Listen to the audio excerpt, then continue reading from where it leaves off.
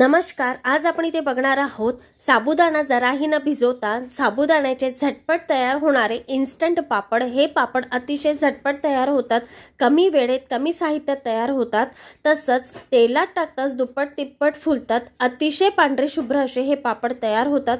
खायला अतिशय खमंग आणि खुसखुशीत होतात. आवाजावरून तुमच्या लक्षात आलंच असेल.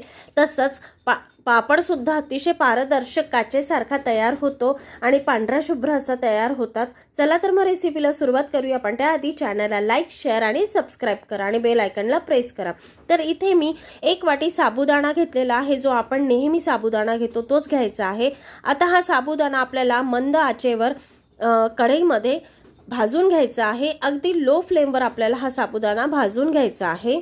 हळूवारपणे 10 मिनिटं आपल्याला साबुदाणा छान खरपूस असा भाजून घ्यायचा आहे.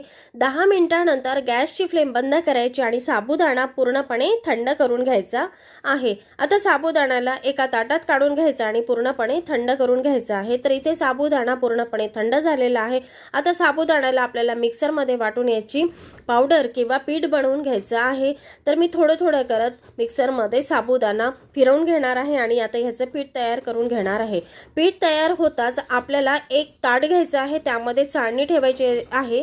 तर इथे मी पुरणाची चाळणी घेतलेली आहे. त्या चाळणीमध्ये मिक्सरला फिरवून घेतलेलं साबुदाण्याचं पीठ आहे ते आपल्याला गाळून घ्यायचं आहे आणि वरती जे साबुदाणा असतो तो साबुदाणा आपल्याला परत साबुदाण्यामध्ये टाकून मिक्सरला फिरवून घ्यायचं आहे. तर अशा पद्धतीने सगळं साबुदाण्याचं पीठ इथे मी चाळून घेतलेलं आहे. आता आपल्याला परत हे पीठ एकदा चाळून घ्यायचं आहे. तर इथे पीठ गाळणीच्या गाळणीने आपल्याला हा साबुदाणा छान असा एकदा परत गाळून घ्यायचा आहे. तर इथे साबुदाणा मस्त असा मी गाळून घेतलेला आहे आणि इथे छान असं साबुदाण्याचं पीठ तयार झालेलं आहे.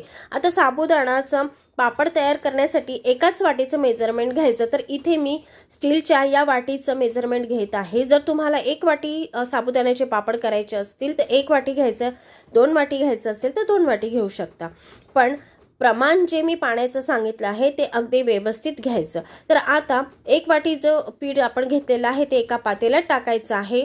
आता त्या पातेल्यामध्ये आपल्याला सुरुवातीला 2 वाटी पाणी टाकायचं आहे. ज्या वाटीने आपण पीठ मोजून घेतलेलं होतं त्याच वाटीने आपल्याला पाण्याचं प्रमाण घ्यायचं आहे आणि तीच वाटी आपल्याला शेवटपर्यंत मेजरमेंटसाठी ठेवायचं आहे.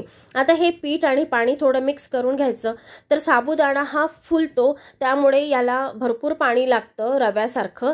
तर ह्यामध्ये आता आपल्याला परत आणखी 1 वाटी पाणी टाकायचं आहे. आतापर्यंत 3 वाटी पाणी झालेलं आहे कारण आपल्याला साबुदाण्याचं मध्यम पातळ असं मिश्रण तयार करून घ्यायचं आहे.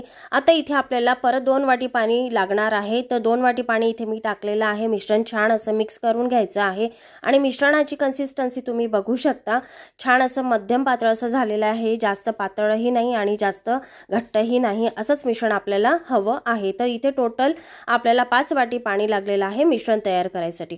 आता दुसरीकडे आपल्याला पापड तयार करण्यासाठी गॅसवर जाडबुडाची कढई ठेवायची आहे. इथे तुम्ही पातेलंही घेऊ शकता जाडबुडाचं आणि त्यामध्ये इथे आता आपल्याला 10 वाटी पाणी मोजून घ्यायचं आहे. ज्या वाटीने आपण पीठ घेतलं होतं साबुदाणा पीठ त्याच वाटीचं प्रमाण घेऊन आपल्याला 10 वाटी इथे पाणी घ्यायचं आहे. आता गॅसची फ्लेम इथे आपल्याला मंद करायची आहे. मंद फ्लेमवर हे आपल्याला पाणी तापवून घ्यायचं आहे, गरम करून घ्यायचं आहे. साधारण पाणी गरम झालं की त्यामध्ये आपल्याला मीठ टाकायचं आहे चवीपुरतं. मिठाचं प्रमाण जास्त टाकायचं नाही आणि मिठाचं प्रमाण जास्त झालं तर आपले पदार्थ हे वाळवणाचे पदार्थ खारट होऊ शकतात. आता मिश्रण हे आपल्याला पाण्यात ओतायच्या आधी एकदा छान मिक्स करून घ्यायचं आहे आणि नंतर पाण्यामध्ये ओतायचं आहे. ओतताना एका हाताने मिश्रण ओतायचं आणि दुसऱ्या हाताने मिश्रण आपल्याला सतत फिरवत राहायचं आहे. पाणी अतिशय गरम करायचं नाही किंवा उकळत्या पाण्यामध्ये आपल्याला मिश्रण सोडायचं नाही, नाहीतर त्याच्या गुठळ्या होऊ शकतात. साधारण गरम झालेल्या पाण्यातच आपल्याला मिश्रण ओतायचं आहे. आता सतत फिरवत आपल्याला हाय फ्लेम ठेवायची आहे. सुरुवातीला लक्षात असू द्या गॅसची फ्लेम सुरुवातीला हाय फ्लेमवर आपल्याला 15 मिनिटं मिश्रण शिजवून घ्यायचं आहे. 15 मिनिटानंतर गॅसची फ्लेम ही आपल्याला लो करायची आहे, म्हणजे मीडियम करायची आहे. मीडियम फ्लेमवर आपल्याला हे मिश्रण सतत 15 मिनिटं आणखी शिजवून घ्यायचं आहे. इथे टोटल 30 मिनिटं झालेले आहे. 30 मिनिटानंतर तुम्ही बघू शकता अगदी काचेसारखं ट्रान्सपरंट असं मिश्रण तयार झालेलं आहे. आता परत आपल्याला 5 मिनिटं हे मिश्रण छान शिजवून घ्यायचं आहे. तर इथे 5 मिनिटं न फिरवता आपल्याला हे मिश्रण शिजवून घ्यायचं आहे। टोटल इथे आता आपले 35 मिनिटं झालेले आहे। 35 मिनिटानंतर हे मिश्रण आपण चेक करून बघायचं। एक प्लेट घ्यायची आहे, एका प्लेटामध्ये आपल्याला मिश्रण ओतून बघायचं आहे आणि जर मिश्रण पसरलं नाही तर समजायचं आपलं पापडाचं मिश्रण अगदी परफेक्ट असं तयार झालेलं आहे।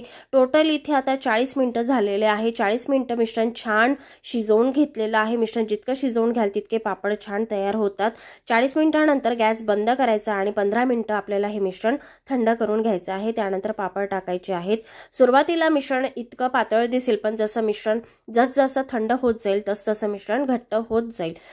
तर इथे आता आपण पापड टाकून घेऊया। तर इथे मी घरातच प्लास्टिक शीट टाकलेली आहे पंख्याखाली।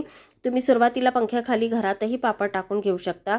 आणि आता इथे आपल्याला पापड टाकताना 2 पळी पापड टाकायचे आहे, कारण जर सुरुवातीला आपण एकच पळी पापड टाकले तर आपले पापड अतिशय नाजूक आणि तुटतील किंवा ते आपण जेव्हा पापड सुकल्यानंतर काढू तेव्हा ते तुटण्याची शक्यता असते। त्यामुळे 2 पळी पापड घेऊन आपल्याला पापड टाकायचे आहे। आपले अगदी पापड व्यवस्थित असे तयार होतात।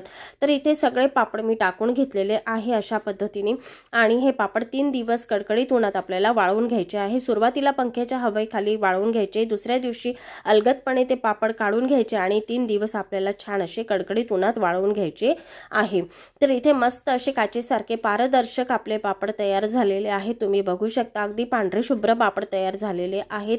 कुठल्याच प्रकारचा पापड खार किंवा सोड्याचा वापर इथे मी केलेला नाही, तरी सुद्धा हा पापड तेलात टाकताच दुप्पट तिप्पट असा फुलतो। आता पापड तळताना आपल्याला तेलाचं टेम्परेचर हे मीडियमच ठेवायचं आहे। मीडियम फ्लेमवर आधी तेल गरम करून घ्यायचं आणि मग नंतर पापड तळायचे, नाहीतर आपले पापड अतिशय तळल्या जातील। तर इथे तुम्ही बघू शकता मस्त खमंग आणि पांढरे शुभ्र असे पापड तयार झालेले आहेत।